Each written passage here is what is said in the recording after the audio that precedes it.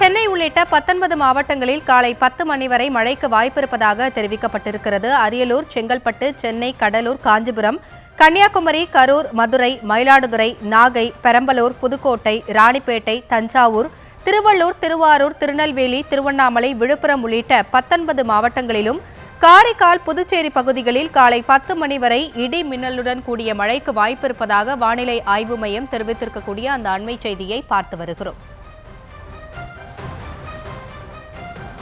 சென்னையில் காலை 10 மணி வரை 19 மாவட்டங்களில் மழைக்கு வாய்ப்பிருப்பதாக வானிலை ஆய்வு மையம் தெரிவித்திருக்கிறது.